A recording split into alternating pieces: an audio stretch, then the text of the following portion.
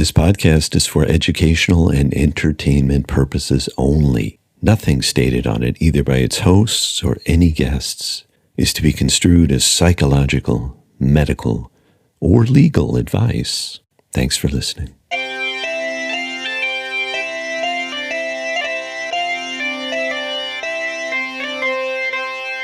Good morning, Secret Sunshiners. This is Secret Sun, the adoptee podcast about searching, identity, and secrecy. Welcome to episode 2 of season 2. Season 2 is rolling right along. My guest today is Bruce Porth. He's a fellow Midwesterner. I lived in his hometown of Chicago for a while. I was doing comedy improv up there. I was freezing in the winter. I loved the cheap rent, but alas, New York called me. New York is cold too, but it has sunny skies, but it was nothing like the brutality of the Chicago winter. Episode 1 is getting a lot of listens, so somebody out there is spreading the word about the show.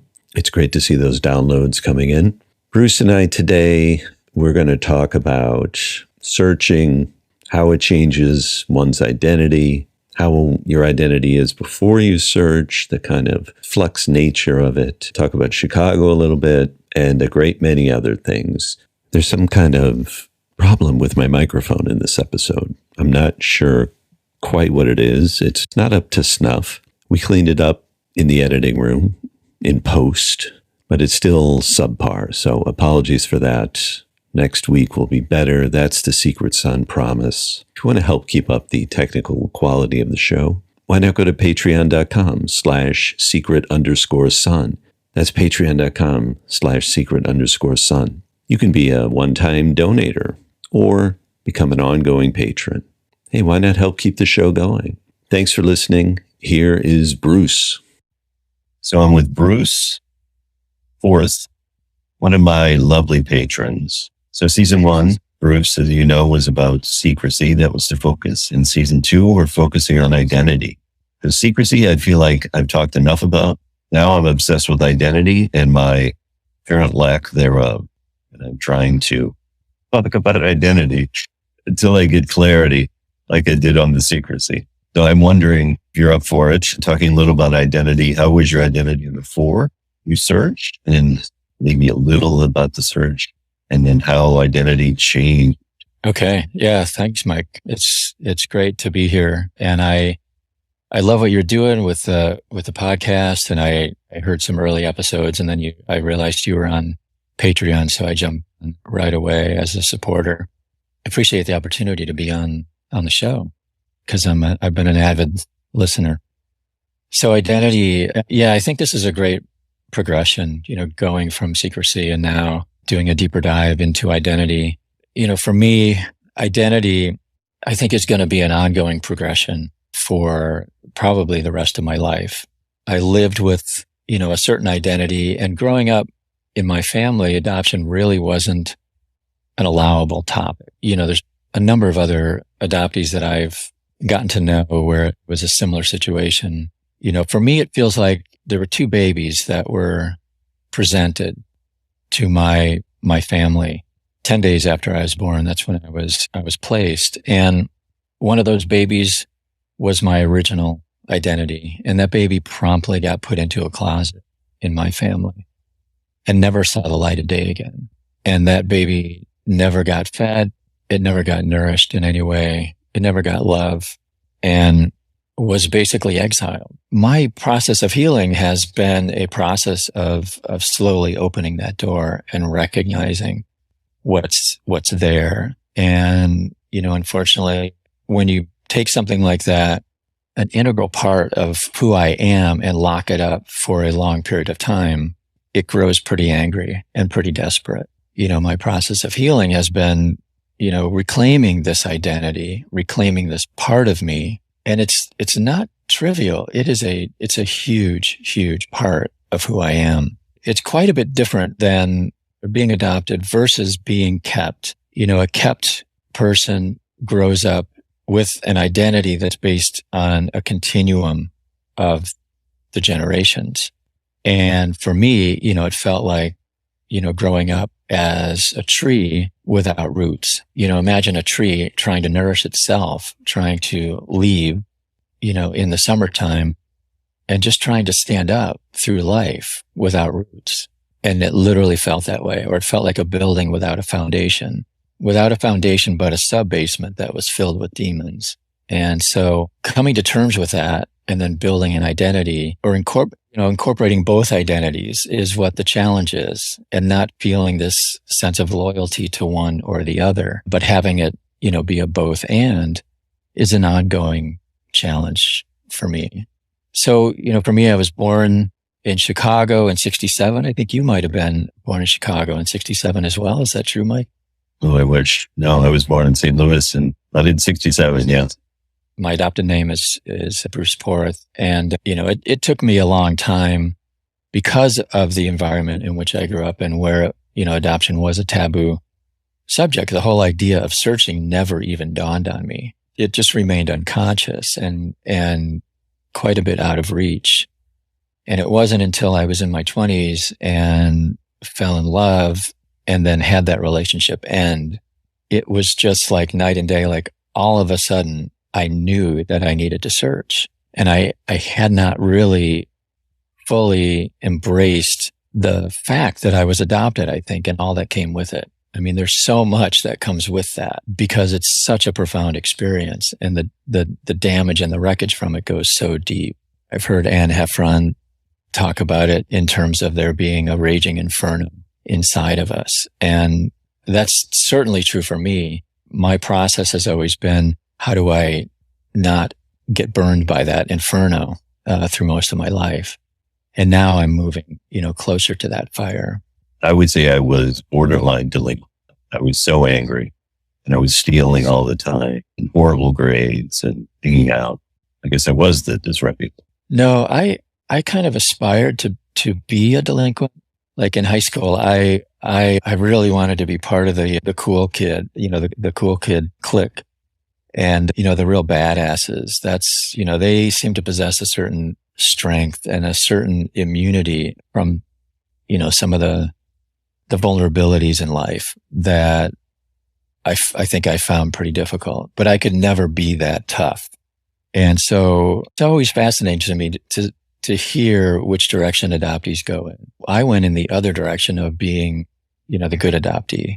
In hindsight, I understand why. I just felt this intense feeling of rejection from the experience of being adopted and, relinquished and adopted. And I could not risk having that happen again. And somehow sensing the dynamic and the emotional availability in my family, it just felt like I could not risk pushing my parents in a direction that they couldn't handle. There was a certain emotional shallowness there. So I had to live in that shallow water as well. And so acting out in any kind of significant way, I think would have pushed them over the edge. In fact, there were infractions, times that I got in a little bit of trouble. And in hindsight, it's like I really didn't do anything bad. I was sneaking, firecrackers into the house when I was in middle school and got caught. And that was, it required this big conference and then, punishment afterwards, so that's the environment that I grew up in, and that's the water I had to tread in. It just felt very tenuous. So I opted for, being the good student and the good adoptee and being, fairly compliant. Ultimately through some of the things that happened through childhood, there were some moves across the country and things like that. Ultimately, I ended up shutting down and withdrawing quite a bit. And that was, instead of acting out, I was acting in. I just couldn't tolerate the emotions that were churning inside me. And there was no space. There was no platform in my family to process them with. And of course, a lot of it had to do with being adopted. And that just wasn't an allowable topic in the family. Did you have an idea of what you, so to speak, wanted to do with your life? I was just obsessed with two things: identity, meaning, philosophy, and just getting the hell out of my hometown. Beyond that, I had no really career dream. I had, aspirations early on, like in my high school years, wanting to get into, certain fields, of employment. And, but when I shut down, all of that just kind of evaporated. And I was really just kind of lost in the darkness and couldn't really see or imagine myself beyond my high school years. And, the way it panned out in my senior year of high school, I got, very much into my head. It was an escape that I needed, and it allowed me to, get out of the pain in my body and find at least somewhat of a foundation upon which to, to leave that adoptive family. So I did. I was heavily influenced by Ayn Rand in my senior year of high school. There was a main character in one of her books who was a metallurgical engineer.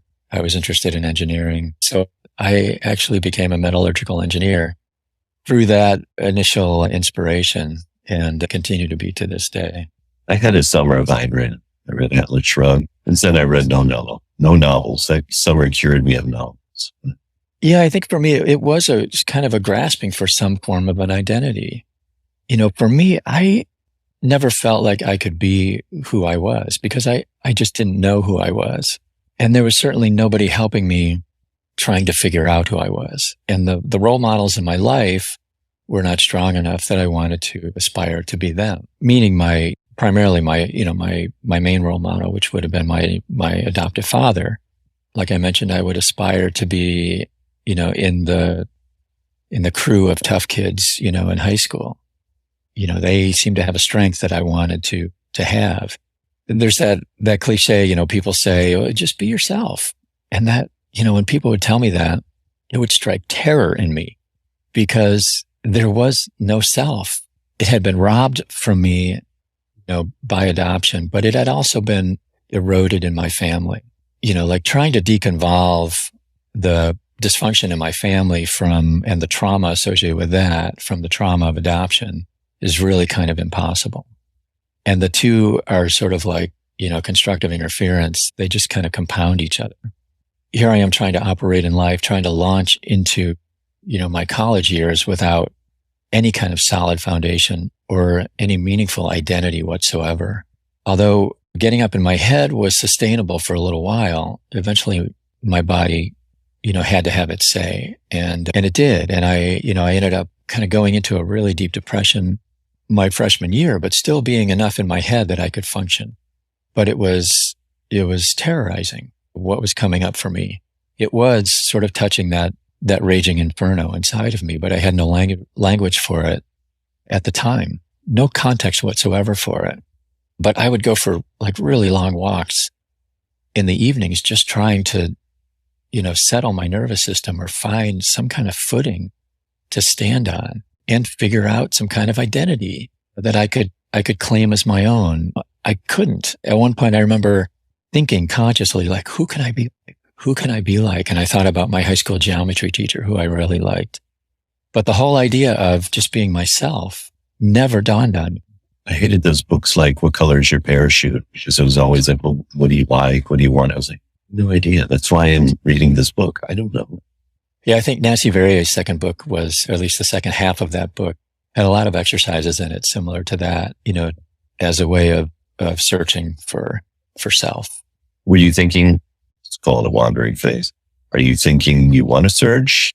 Or is it even something you think is possible? Did you know any other adoptees? I didn't know any other adoptees. Mike, I was just lost. I was completely lost inside myself and just didn't know which way was. And I did find myself getting into a counseling situation through one of the school counselors.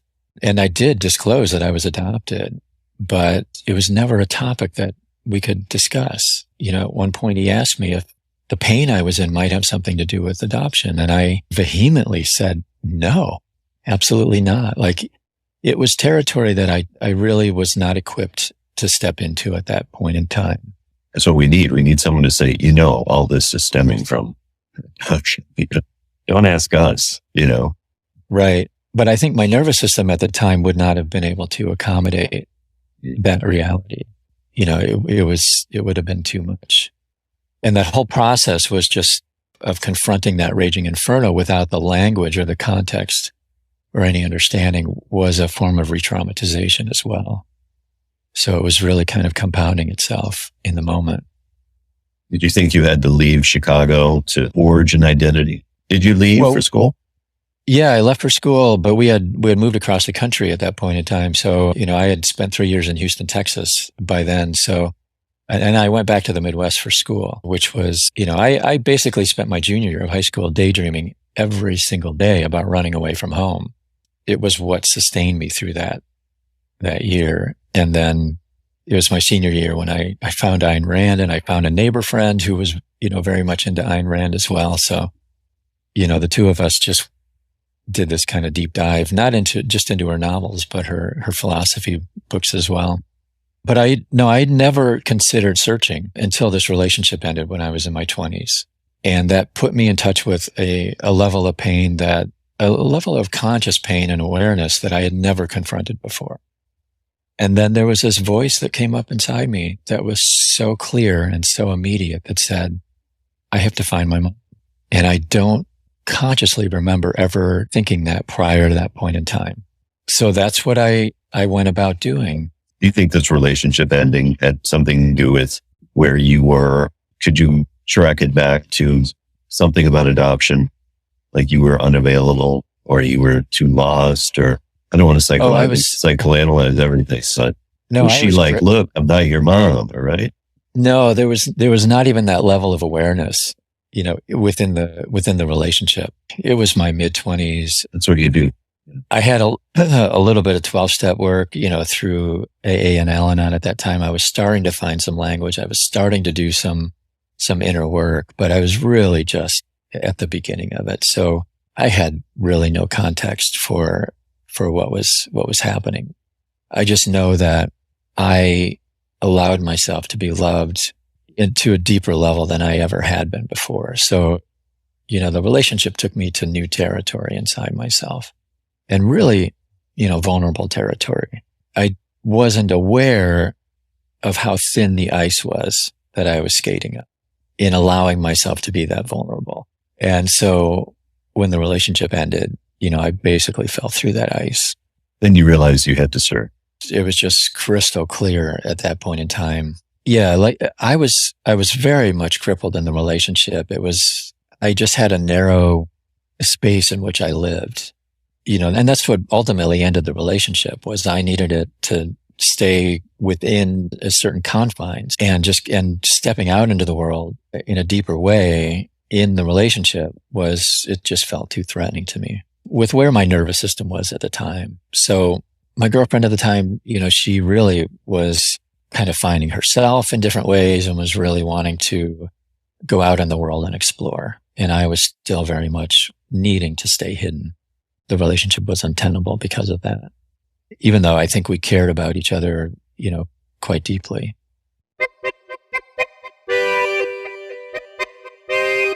Hi, it's Mike. A brief break. A few months ago, an adoptee messaged me on social media, and he said, "Hey, I've been following you for a while. I see the things you post, your stage shows, your podcast, whatever." And he says, "I think you can help me write this screenplay I'm working on." Now, I've taught stand-up comedy writing and storytelling, and I can say with all modesty, to great acclaim, by the way, but I've never taught screenplay writing. This is what I told him. I said, "I'm sure I can help you, but I've never done that specific thing. But I'm sure I can help you with the dialogue, because I'm good at writing dialogue and I'm good with structure. And I've wanted to work on screenplays, the specific form of screenplay writing. To teach it, I've never taught. But now I have, and he's very happy, and you'll see a testimonial from him very soon. And I bring that up because I am offering that to all of you. I teach in person and online, in groups and one-on-one, storytelling, stand-up comedy, and the newest bullet in the chamber, screenplay writing. If you go to my website, you'll see testimonials there to my, in quotes, prowess, written, audio, and video testimonials, and soon one from that screenplay student who for the moment will remain anonymous. I've been told I have a knack in helping people find their voice, and I definitely have a knack in taking dark situations, listen up adoptees, and helping you communicate them in a humorous way. www.miketripiano.com. Look in the show notes for the link. That's it for the ad. Back to the show.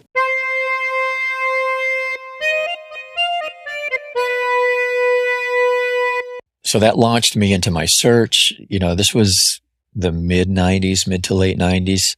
And we didn't have, the search resources that we certainly have today. It was sort of the dawn of the internet at the time.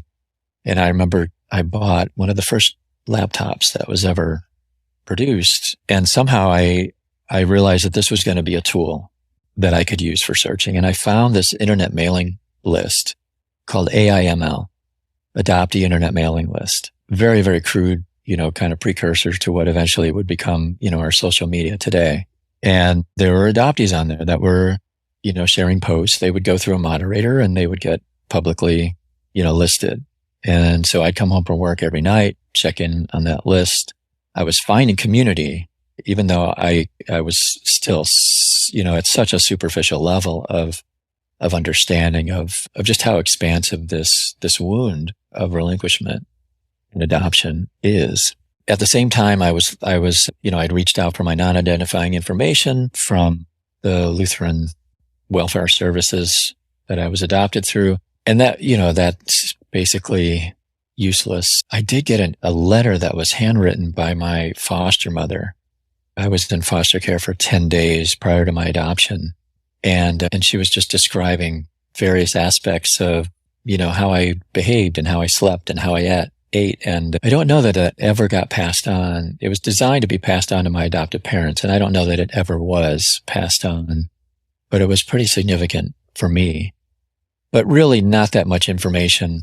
I went through the whole process of, through the courts, getting, my adoption decree and whatever other documentation I could get. I remember getting, I think it was the adoption decree and seeing this big, stamp on it that said impounded, which, even to this day, something in my heart, just shudders at seeing that or just talking about it.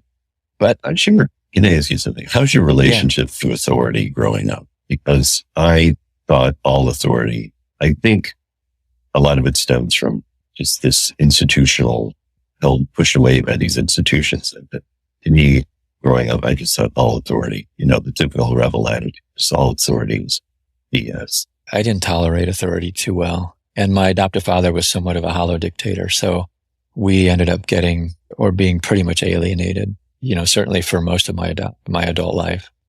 Like I never could have gone into the military. That just never would have worked for me. The level of discipline and respect for authority there would not have sit well with me. But it's only recently I've been able to think, well, maybe there is some good authority. Like only in the last 5 years. I'm starting to embrace the positive aspects of authority. And even like, in government, like imagining ways that we can do authority that really has an authentic and vested interest in people. I think there's ways to do that. I think we're a long way off from that, but I think there's ways with, the appropriate amount of vulnerability that leadership, can be a really positive thing. So you searched, you found. Right. So I had gotten my adoption decree and, they white out the identifying information, but I could see through it and I could see my mom's last name. It's a very common Scandinavian Midwestern name though, Swanson. And again, like I said, there weren't that many tools at the time, but through this internet mailing list, I discovered an investigator who would offer his services. And even though I didn't really try that hard on my own, it seemed like this was a logical next step. And so I contacted him and he agreed to help me out. He was actually located in Chicago, although I think he worked nationally as well. But then he got back to me in 3 days and apologized for it taking so long and provided me with so much information about my identity that it was truly unsettling how much information he had access to about me that I had no idea even existed. Through that, I was able to find my birth name, Brian Keith Swanson. And, he was the first one who informed me of what my name was at birth, if I remember correctly. How long does it take to process hearing your name for the first time?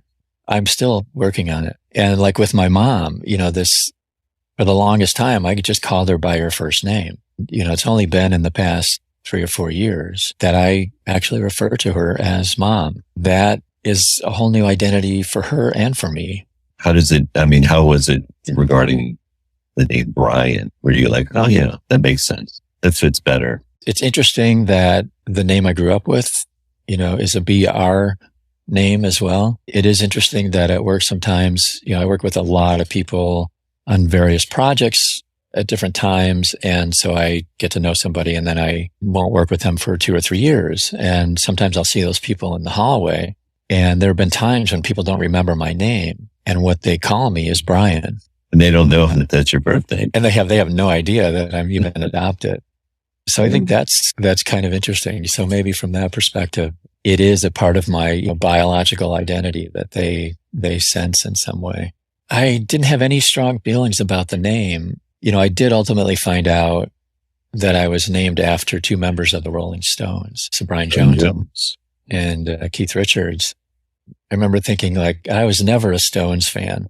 I didn't carry that as, an identity or like pride in that or anything like that. My musical interests were a little bit different than. Did you find out you come from a family of engineers? When I got that information and the investigator, he warned me, he said, just take your time with this information. And he did not have to warn me about that. I knew my nervous system enough by that point in time that I knew I needed to just I needed to sit with this information and let it just infiltrate, down into my cells a little, before I could do anything with it.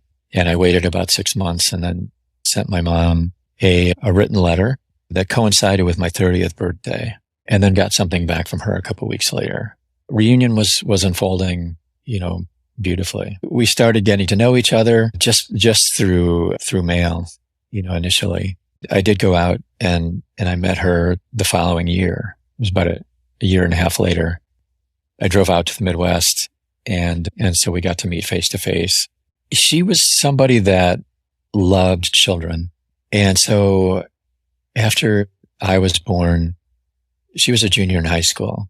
She ended up graduating and immediately got married right out of high school and then had 3 more kids. So I was able to meet all 3 of my half siblings when I went out there. So that was really, really wonderful. But the family, there were no engineers in the family that I'm aware of. And I did then pursue looking for my birth father as well.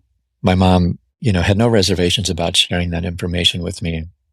She did warn me that, he was not totally trustworthy. And I just kind of shrugged that off and just forged ahead and sent him a letter. And he responded, in a very positive way. So I was developing a relationship with him as well. But he was not at all career-wise in any kind of, he went from, I think, kind of job to job. He wove quite a story that ultimately ended up being untrue. I'm still kind of coming to terms with that because it seemed as if he was actually believing what he was telling me. And then, I found out early on that he was also adopted. And there's still a small part of me that is even questioning that.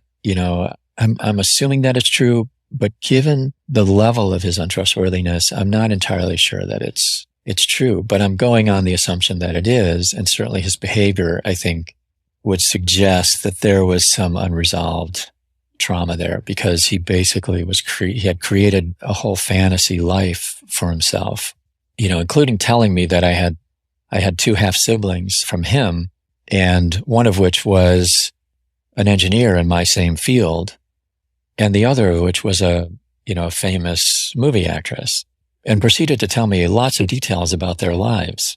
And as far as I know, about your sibling or his siblings, my siblings, his other children, he may have had other children based on what my maternal relatives have told me. I did a ancestry DNA search hoping to, try to make some connections with anybody that might be out there on my paternal side, but have yet to find anybody. They would have been other young women that he had gotten pregnant, in high school. Since you found both of them and you connected, I assume your sense of identity is transformed somehow. And as it coalesced into something more, maybe more solid, better idea who you are.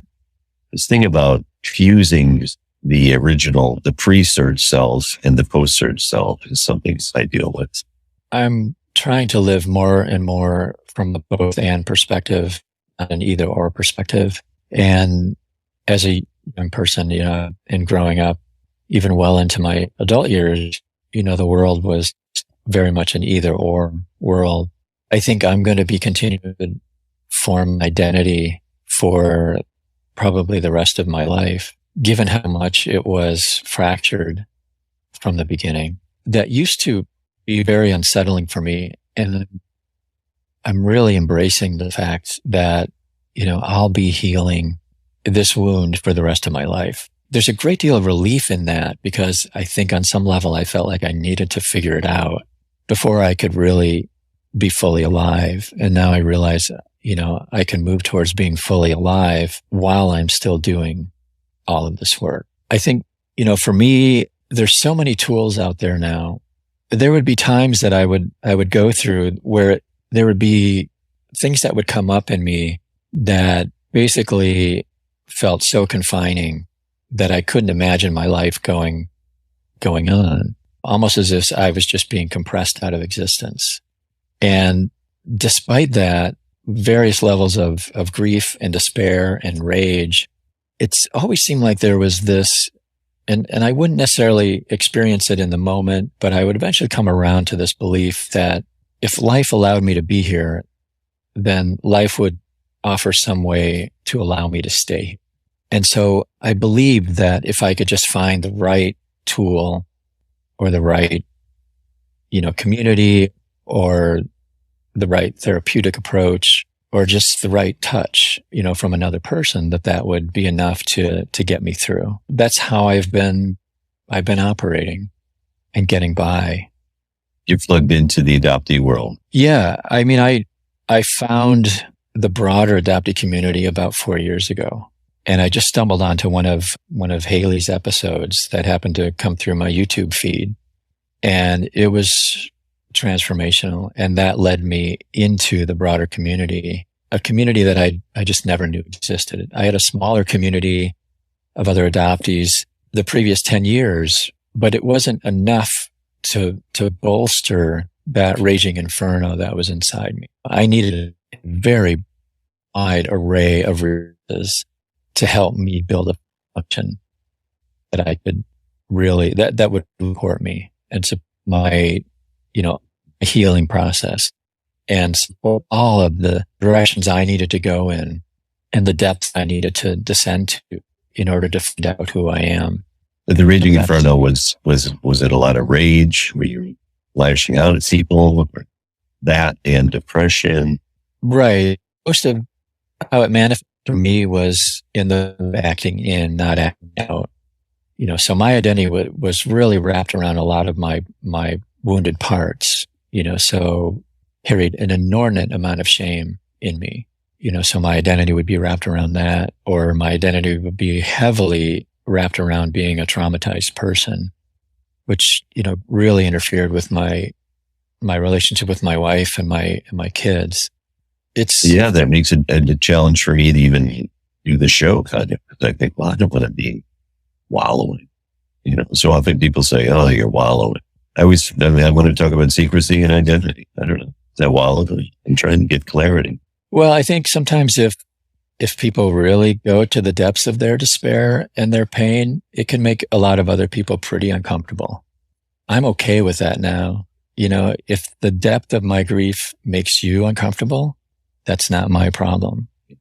I'm committed to my own healing, and I will pursue my own healing, for as long as I need to, and I will go as deep as I need to. And I will find community that supports that healing. Yeah, I didn't create this mess. And sorry if it's messy for me to try to fix it. You guys made this mess. Exactly. And, when I started in the recovery my own recovery process back in the early 90s, I literally felt like I had to do it all myself. Like I had to write the literature. I had to do everything. produce the materials that I needed to rely on to heal, that's how isolated I felt inside. Now I'm totally embracing community and realizing that the community is absolutely essential. And I, like you said, I didn't get here on my own. Yeah, I didn't run away from home when I was 5 days old. No. But this was a monumental betrayal. Separating a mother and a baby at birth is an act of violence against both. And that wasn't my fault. And I need as much community, as I need. I need as much time as I need. I need as much resources as I need in order to heal this wound and move forward and claim who I am. Claim and reclaim. Because I think a big part of this is not recovery, but discovery. Given that this wound happened, at such an early stage of development, there was no self to begin with. So I'm really discovering a self. It's uncomfortable. I find it uncomfortable. I feel like I'm doing things that are not me, but really they might very well be me. Yeah, I think for me, and I know I would feel this throughout my recovery process, where I would start to feel, a new sense of identity coming forward and coming to the surface. And it felt very foreign to me. And it felt in some ways, because I had been so out of touch with it and it had been repressed for so long, it felt like an enemy. And now with all that I'm doing, all of the tools that I have, including a lot of expanded states work, there's this sense of discovery in me and this sense of curiosity about who I am and this openness to letting that just unfold. Like I'm really kind of turning it over to my body and getting out of my head in an effort to just allow my authenticity to come forward in the context of having a lot of support and getting a lot of mirroring and reflection back to help me form that identity. I had a therapist once who said, we need other adoptees like we need oxygen. Thanks for listening to Secret Son. You want to subscribe, go to Apple. You can write a review. It helps the show to keep it going. Go to Apple, subscribe. You can have Secret Son delivered to your doorstep whenever I drop an episode. If you feel like it, write a review. Most importantly, tell a friend. Even more, most importantly, go to patreon.com/secret_son. Got it? Good. Season 2 is underway. Thanks for being here. See you next week.